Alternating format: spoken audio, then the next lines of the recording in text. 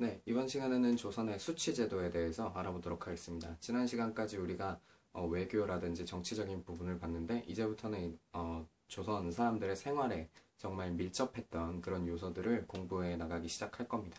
그럼 시작해 보도록 하겠습니다.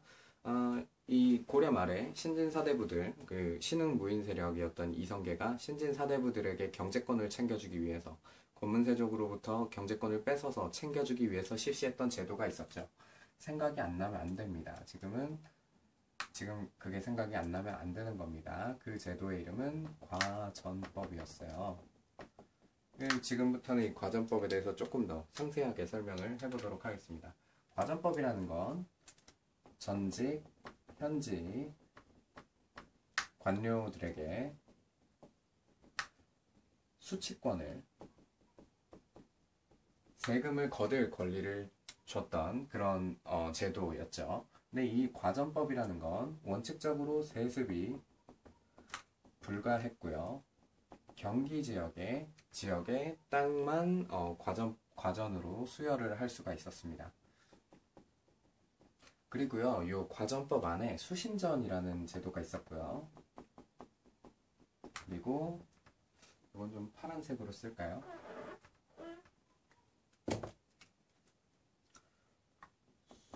수신전이라는 제도가 있었고요.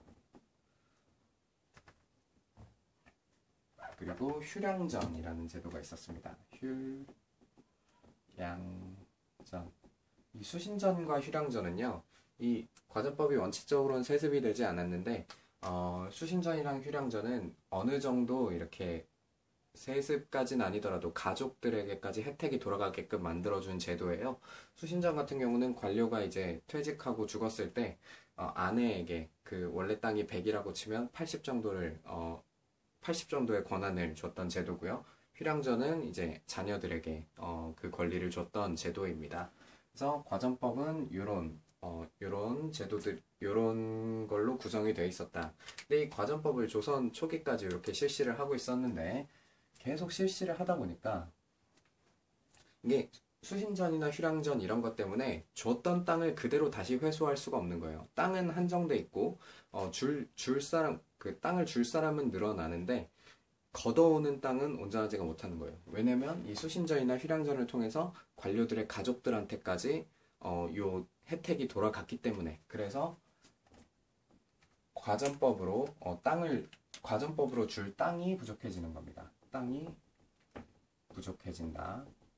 그래서 이 땅 부족 현상을 해결하기 위해서 직전법이라는 걸 실시하게 됩니다. 직전법. 이 직전법은 세조 때입니다.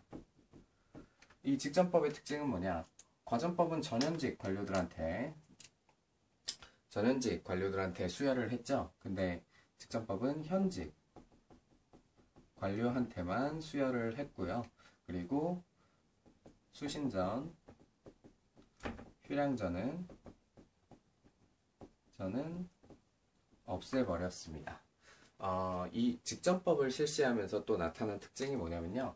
예전에는 관료들이 자기가 퇴직하거나 뭐 이렇게 되더라도 수신전이나 휴량전 같은 걸 통해서 어느 정도 이렇게 경제력을 가질 수가 있었어요. 근데 세조 때 수신전, 휴량전 없애버렸잖아요.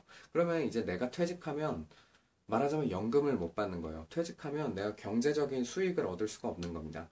그러니까 관료들이 있을 때 뽕을 뽑자 하고 계속 수탈을 하기 시작하는 거예요. 백성들을 더 심하게 수탈하기 시작하는 거예요. 그래서 나라에서 이 폐단을 바로잡고자 실시했던 제도가 있습니다. 그것이 관수관급제인데요. 이건 성종 때. 이 관수관급제라는 게 뭐냐면요. 이 직전법에서 그래, 너 거기서 세금 거둘 권리 있어. 근데 그거 네가 행사하지 말고 나라에서 해줄게 라고 이야기했던 겁니다. 무슨 뜻인지 혹시 이해가 잘 안 가시면 비유를 해드릴게요. 제가 지금 관료인데 이 사람한테서 이 밭에서 쌀 한 가마니를 가져올 권한이 있어요. 근데 예전 같으면 제가 직접 쌀 한 가마니를 얘한테서 가져오면 되는데 이제는 조영광은 쌀 한 가마니를 받을 권리가 있어. 그러면 나라에서 이 사람한테 세금을 걷어서 저한테 주는 거예요. 자, 과정상의 차이가 있는 겁니다. 근데 예, 관수관급제는 이런 거였어요. 이 관수관급제를 시행하다 보니까 실질적으로는 녹봉이랑 다를 게 없는 거예요. 왜냐면 어차피 나라에서 세금 걷어서 주는 거잖아요. 녹봉도 나라에서 직접 주는 거고, 관수관급제는 뭐 직전법 안에 있었지만, 어쨌든 백성에게 세금 걷어서 관료한테 주는 거잖아요. 그러니까 실질적으로는 야, 이거 직전법 아니고 그냥 녹봉으로 가도 되겠는데? 하는 생각이 들게 되는 겁니다. 그래서 직전법이 폐지가 되는 거죠. 폐지. 이거는 명종 때입니다. 명종 때. 이 관수관급제 때는 직전법이 폐지됐던 건 아니에요. 그래서 지금 이제 명종 때 가서야 직전법이 폐지가 된다. 그래서 이 직전법이 폐지가 되고 나서는 수치권이 없어졌고 이제는 녹봉제가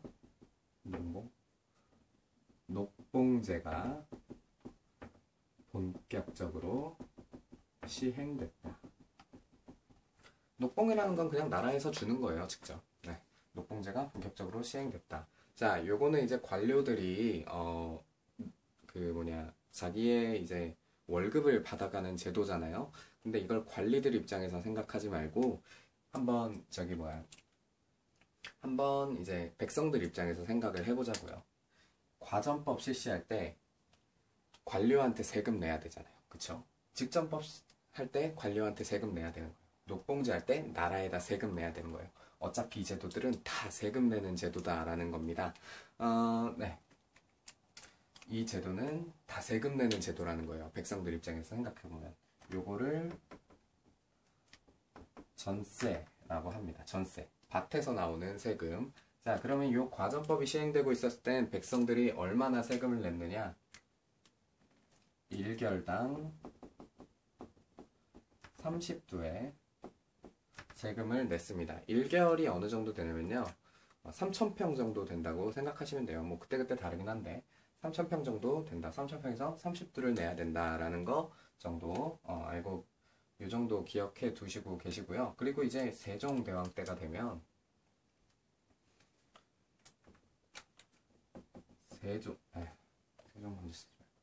세종대왕 때가 되면 공법이라는 걸 실시를 합니다.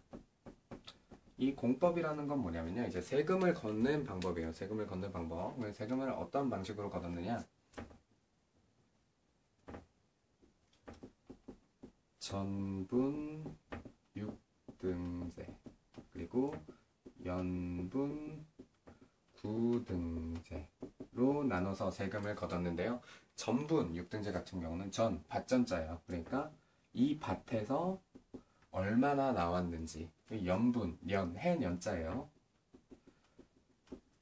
올해 풍년이 얼마만큼 풍년인지를 기준으로 걷는 겁니다. 근데 요거는 어느 정도를 세금을 납부를 해야 되느냐? 풍년도 그리고 이 밭이 얼마나 생산이 잘 됐는지 이런 걸 따라서 이제 이 공법이 실시되었을 때는 1결당 4두에서 20두를 내게 됩니다.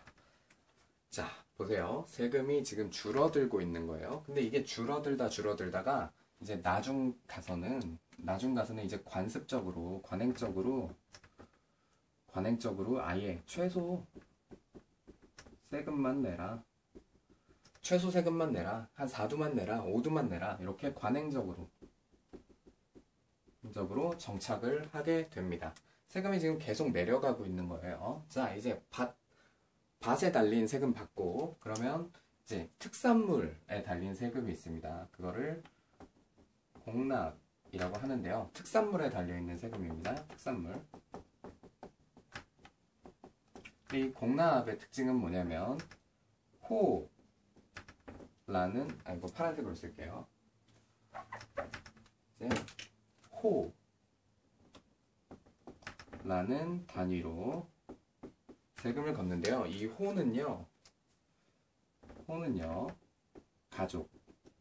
가구 단위입니다. 그러니까 한 가족, 그러니까 아버지, 엄마, 뭐 아들, 딸, 뭐 이런 한 단위, 그걸 단위로 걷는 세금이었어요. 근데 이게 이제 한 16세기쯤 가면 폐단이 생기는데요. 그러니까 세금 제도가 언제는 이렇게 오래돼서 변질이 된 건데요. 박납의 폐단이 생깁니다. 요 박납의 폐단이라는 건 뭐냐? 이 박납이라는 건 뭐 하는 사람들이냐면요. 이 특산물을 내는 거라고 했잖아요. 특산물을 내야 되는데, 만약에 우리 지역의 특산물이 사과인데, 요 사과를 한 박스를 내야 되는데, 막 바람도 불고 비도 너무 많이 들고 골마가지고 막 사과 한 박스를 도저히 만들 수가 없는 거예요. 그래도 어떻게 해요? 일단 사과 한 박스는 바쳐야 되잖아요. 그걸 이제 이 박납하는 사람들한테 돈을 주면 그 사람들이 사과 한 박스를 대신 구해서 내주는 거예요.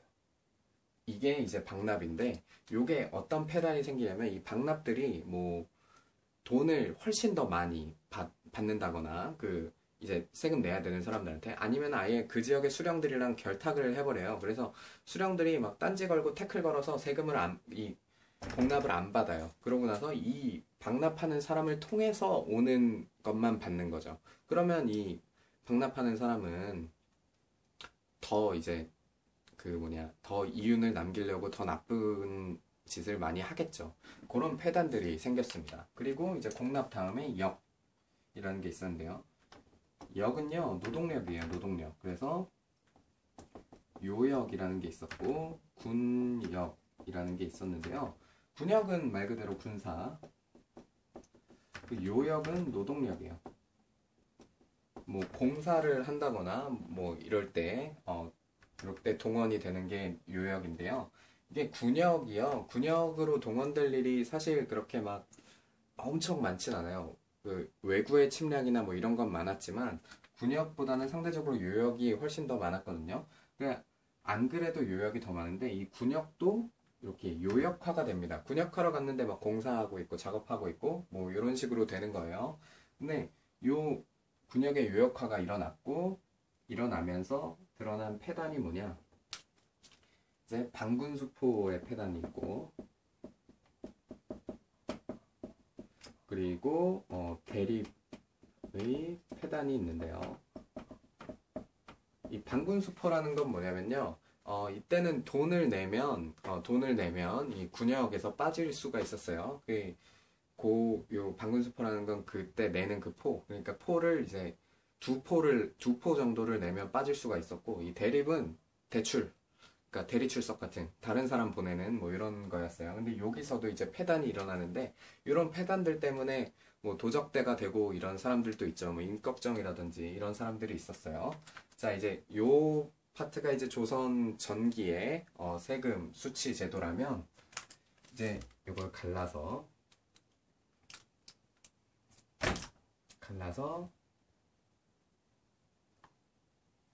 조선 후기의 수치 제도를 알아보도록 하겠습니다. 조선 후기 수치 제도, 이제 전세는 어떻게 바뀌었느냐? 네. 전세는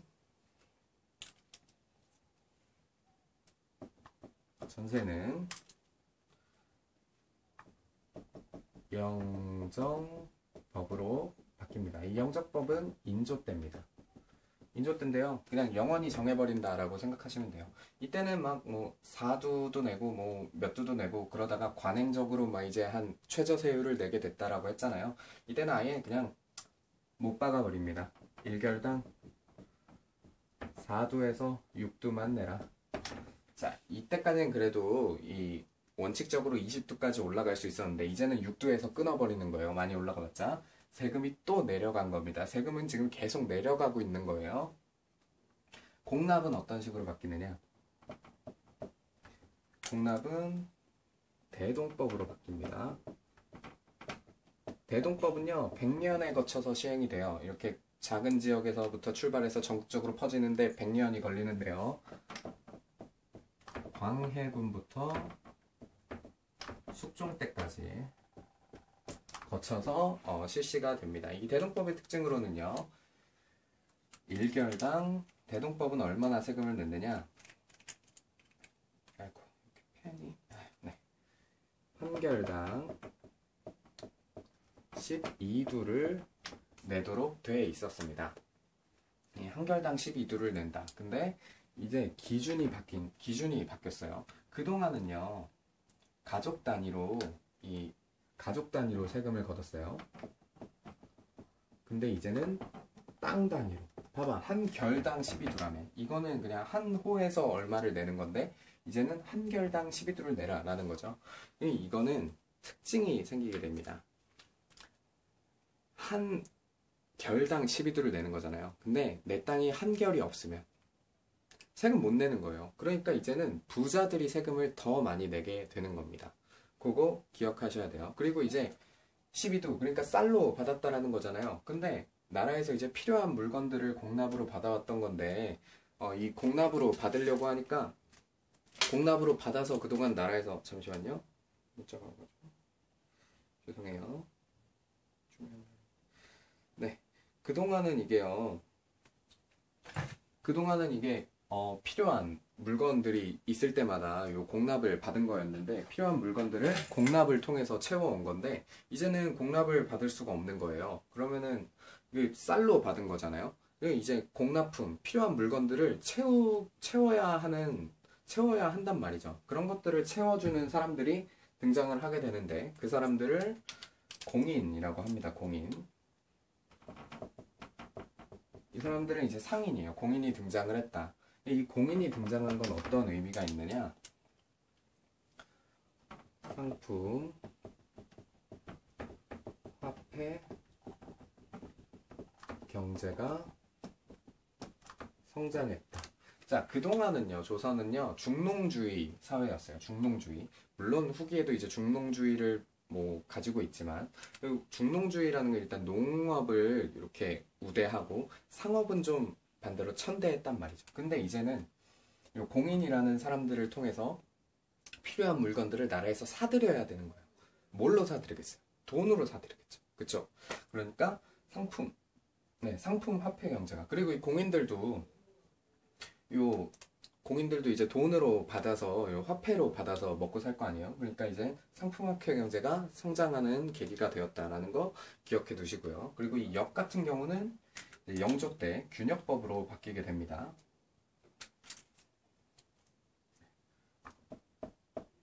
영조 때 자리가 좁네. 균역법 영조. 이 균역법은요, 이제 이 반군수포에 대해서 이제 공식적으로, 그러니까 원래 있었던 제도지만 이제 공식적으로 그 값을 깎아준 거예요. 원래 여기는 한 2포 정도 냈다 그랬잖아요. 이제는 1인 1포만 내라 라고 정한 겁니다. 자, 보세요. 세금이 계속 줄어들고 있어요. 세금이 계속 줄어들고 있는 거예요. 근데 이 1인 1포만 걷으면 원래 걷던 것보다 좀 더 못 걷는 거잖아요. 요거에 대해서 이제 대책이 있습니다. 대책이 3가지 정도 있는데요. 첫 번째는요, 이제 염전, 선박, 염전이나 선박이나 뭐 어장 에서 세금을 받고요. 어장에서 세금을 받고요. 그리고 뭐 있었지? 선무군관포. 선무군관포라는 게 있었고요. 그리고 결작이라는 제도가 있었는데 이 결작은 1결당 2포. 왜 포라고 썼지 내가? 1결당 2두인데 1결당 2두를 더 걷는 이런 세금 정책이 있었다. 선무군관표 같은 경우는 돈 많은 사람들한테 관직 주고 이거 돈 좀 더 내라 라고 얘기하는 뭐 그런 제도고요. 결작은 이제 1결당 2두를 더 걷는 뭐 그런 제도다 정도를 알고 계시면 되겠습니다. 자, 조선 후기로 가면 이렇게 그 세금 제도가 바뀌게 되는 건데요. 여기서 우리가 어떤 의미를 찾을 수가 있느냐? 이제 조세. 이게 다 조세잖아요. 조세. 조세의 전세화. 보세요. 여기 보면 영정법 1결당 몇 두, 대동법 1결당 2두. 보세요. 원래는 현물을 냈단 말이에요. 현물. 공납 같은 경우 특산물을 냈단 말이에요. 근데 이제 전세를 내게 되잖아요. 결당 2두, 여기도 결당 2두, 결당 2두, 결당 몇 두, 뭐 이렇게 되는 거잖아요. 조세가 전세화되고 있었다. 그리고 한 가지 더 의미를 찾을 수 있다면 뭘 찾을 수 있을까? 체계화? 조세의 체계화라고 할까? 조세의 급납화. 네, 조세의 급납화. 이제 돈으로 낸다. 요 현물을 내다가 돈으로 낸다라는 거. 요것이 가능한 이유는 뭐였냐면 농업 생산량의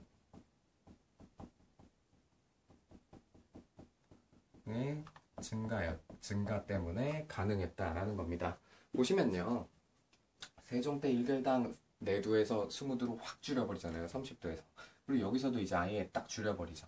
그 조선은요, 중농주의 사회였다라고 했잖아요. 그러니까 뭐, 조정에서도 농사를 이렇게 흥하게 하려고 노력들을 되게 많이 해요. 세종 때 뭐 농사직설이라든지, 아니면 뭐, 이런저런 조선 후기 가면 뭐, 모내기라든지, 뭐, 이런 하여간 과학기술, 농업기술의 발전으로 인해서 생산량이 올라갑니다. 그러니까 세금을 줄여도요, 실제적으로 생산되는 게 많기 때문에 커버칠 수가 있는 거예요. 그래서 요거는 농업 생산량 증가가 핵심이다. 자, 다시 한번 정리합니다. 과전법, 직전법, 이제 녹봉제 이렇게 가고요. 그리고 여기 공납, 여기 뭐 방납의 폐단과 방분수포의 뭐 이런 폐단으로 이렇게 바뀌었다. 요거 이제 양난을 기준으로 보는 겁니다. 양난 이제 외란과 호란. 여기서 중요하게 보셔야 될 부분은요. 요 폐단들로, 요 방납의 폐단으로 대동법이 실시됐고, 방군수포와 대립의 폐단으로 균역법이 실시됐다라는 거 연관지어서 보셔야 되는 거예요. 이게 문제에 되게 자주 나오는 부분이거든요. 네, 다음 시간은 이제 경제 체제, 이 수치 제도를 봤으니까 이제 경제 전반적인 부분과 사회, 그리고 그 다음 시간은 아마 문화를 보게 될 것 같아요. 이렇게 하면 조선이 딱 끝나게 될 것 같습니다. 네, 수고하셨습니다.